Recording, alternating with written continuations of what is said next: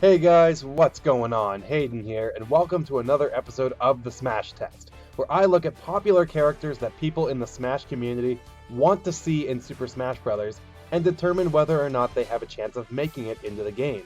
Today's character, or should I say characters, in question are Banjo and Kazooie. Banjo and Kazooie are the protagonists from the series that share the same name. While their more recent entries are pretty forgettable, their first two Rare-developed games on the N64 are some of the best 3D platformers that have ever been made.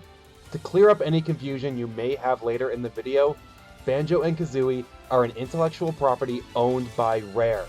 Back in the early 2000s, Microsoft bought Rare, and did basically nothing with the company. So now, Microsoft owns Rare and all intellectual properties that they are responsible for creating. No, Rare did not create Donkey Kong. Donkey Kong is a property that is owned and created by Nintendo. Anyway, a lot of people want to see this duo make it into Smash, so I thought I would run them through the Smash test and see if they have a chance.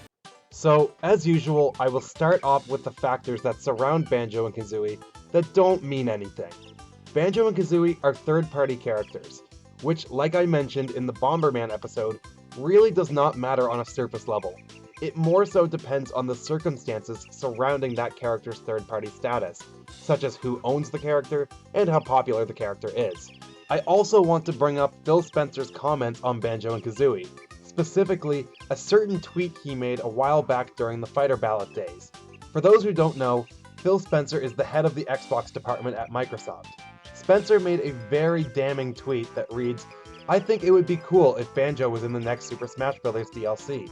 We've worked with Nintendo with Rare IP before, no issues."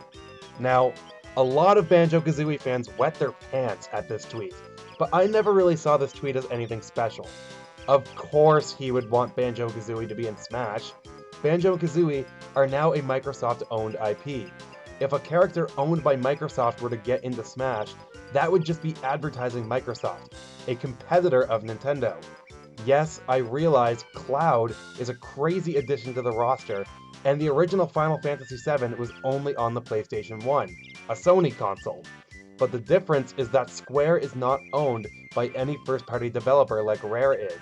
The only way I could see Spencer's comments working in Banjo-Kazooie's favor is if Nintendo reacquired the rights to Banjo-Kazooie.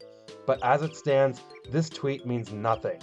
Despite what Nintendo says regarding how little they care about Microsoft and what PlayStation are doing, ultimately as a company, they still need to make money. Now for the arguments in Banjo and Kazooie's favor. For starters, Banjo and Kazooie have a very kid-friendly vibe to them. They look like they belong in the Nintendo universe. Not much more to say on that. Rare has also been an important part of Nintendo history. Besides Banjo and Kazooie, they are responsible for amazing games like the Donkey Kong Country trilogy, and basically jump-starting the idea of first-person shooting multiplayer, with GoldenEye. And might I remind you, GoldenEye was on the Nintendo 64. Rare's impact on the gaming industry during their time as a hard hitter for Team Nintendo can't be ignored. They did some pretty big things. Finally, while Banjo and Kazooie are owned by Microsoft now, Banjo and Kazooie did make their debut on the Nintendo 64 with Banjo-Kazooie and Banjo-Tooie. Both of these games were highly praised by critics and fans alike. Like I mentioned before, these two games are some of the best 3D platformers ever made, even rivaling Mario's outings in the third dimension. It really is hard to ignore how important this duo was to the 3D platforming genre. Banjo-Kazooie is basically why Yooka-Laylee has become a thing, and boy am I ever excited to play it. Oh yeah, there was also a Banjo-Kazooie on the Game Boy Advance.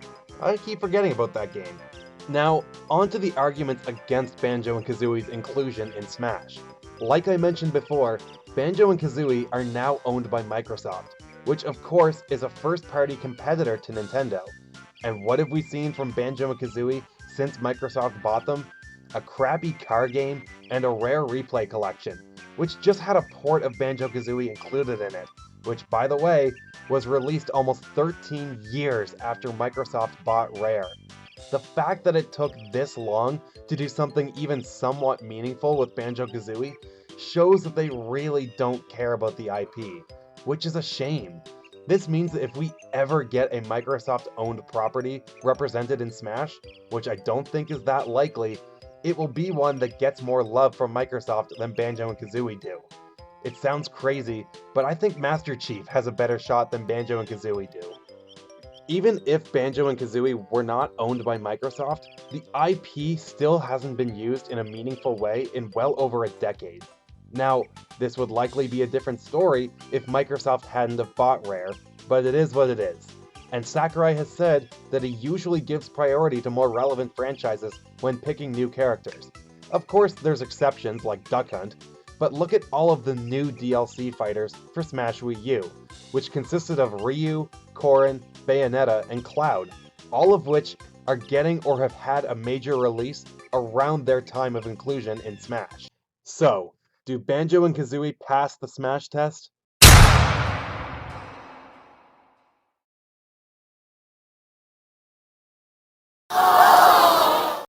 No.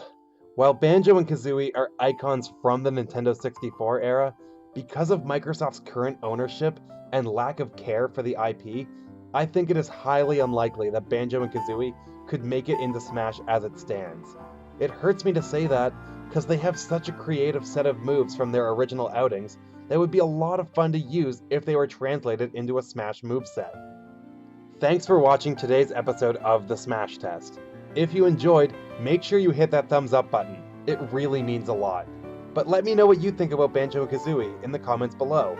I know there's a lot of Banjo Kazooie fans out there, so politely let me know in the comments if you disagree with my verdict.